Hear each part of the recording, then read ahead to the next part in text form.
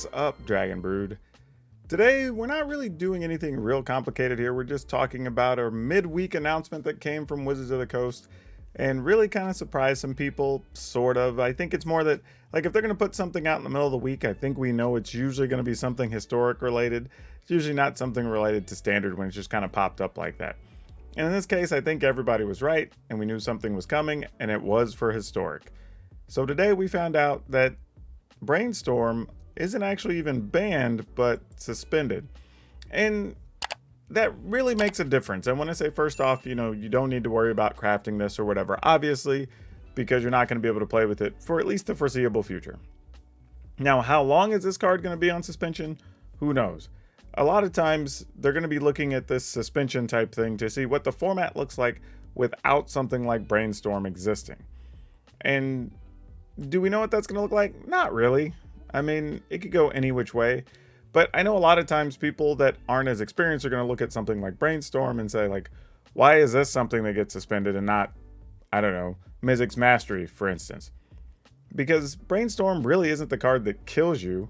It's not the card that even removes your creatures, or it's not the card that's really doing anything to impede you, as much as it is just being the card that allows a lot of that stuff to happen. However, Brainstorm's a super powerful card. I mean, it's played in every blue deck practically in all the older formats. So that tells you kind of how powerful it is. And it kind of really outscales the power level that's available in Historic because it's one of the few cards that are that powerful. I mean, getting to look at 3 extra cards, even as a top deck late in the game, could be pretty big.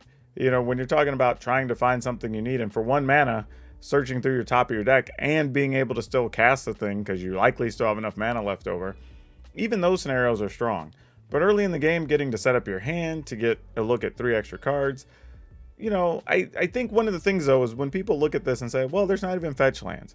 And the reason fetch lands are important with Brainstorm is that after you put the cards on top of the library, you're able to then shuffle them away and get fresh cards on top if they're cards you don't want. Now, there are some lands, Fable Passages and stuff that can allow us to shuffle, but there's also some fair amount of like scry effects and other things. So it's not like you can't manipulate the top of your library, or even just mill yourself for some things, right?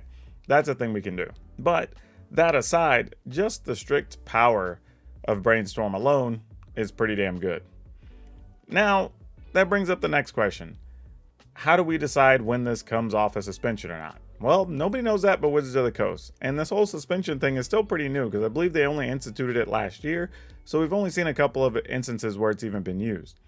Now, it's possible once this whole thing plays out, and let's say maybe the decks that played Brainstorm are still dominating, then they'll probably put something else on suspension or just outright ban something.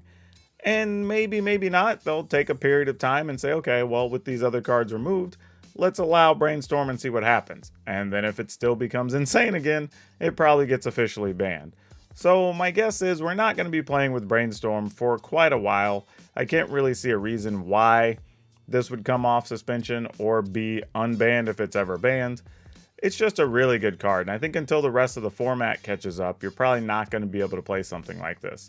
And I think that would have to come down to the format, including stuff like, I don't know, Snapcaster Mages or Lightning Bolts or Path to Exiles or whatever. Like, just the individual card power levels would have to be so much higher to allow some of those decks to compete on the same level. I mean, don't get me wrong, something like Thoughtseize existing is really powerful and really cool and important to put some decks on the same level, but it's still not quite the same. I think we need just a little more still before we can have an environment where Brainstorm is okay. But I know this is going to upset a lot of people, as much as it's going to make people happy. But we don't even know if it's going to really change and shake up the format. We just know that this card was highly played in damn near every deck with blue, probably every deck with blue. I don't know if I've seen one with blue in Historic in a while that wasn't playing Brainstorm.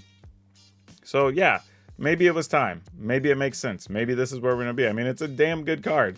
You know what I mean? Like, nothing about this card is bad. You can even do what you want to do with it at instant speed. It's really damn good. So not a surprise. I think I just wanted to put this out to say, like, I understand why they're not putting other cards there yet, though there are things that are annoying and we can all agree, but let's let this play out a little bit and see what's up. Like, maybe Brainstorm not existing allow some of the other decks to come up in power level or speed or whatever and compete with some of the decks that were rocking the Brainstorms. Now, if we find out that's not the case here in another few weeks, then, you know, you can probably expect another announcement. So all this means is if you're playing Historic, understand that there's going to be a shakeup coming, and it may change the way the format looks. Or it may not, and then you're going to have more cards end up on the ban list. And it's a little tough because I know some people look and say, you know, I'm tired of bannings. I don't want anything else banned. I want to be able to play with all my cards. And I totally understand that. You know, that's a totally reasonable stance to have, and I don't blame anybody. Like, it sucks when you see a deck that's popular, you build it, stuff gets banned, and you can't play with it anymore, right? That's super unfortunate. Unfortunately, that's just going to happen. It's a nature of the game, and honestly, Magic probably should have been banning other cards over the years where they weren't banning stuff, but they decided to push through it and play through some things. But as we've seen over the years, every single game practically has some type of ban list, restricted list, whatever, that rotates or whatnot, you know. So this isn't completely new or unique to Magic. I think the problem you have, though, is just, especially when you're taking something like these mystical archives, and some of these cards, their individual power level, like we said, is so much higher than everything that exists in Historic at the moment, that they're going to just outclass some other cards, and they're going to feel more powerful than other things that are available. Or some decks are going to have to play other mystical archives to compete, you know, just kind of the way it is. It's unfortunate because I think on the one hand, people really were excited to get to play with these cards, but at the same time, this just isn't the environment that really holds a lot of them, I think. You know, maybe we get there eventually as they add more sets, and then we get an online equivalent to Pioneer or Modern potentially, and then I think it becomes less of an issue, maybe, but as it stands, this is where we are now.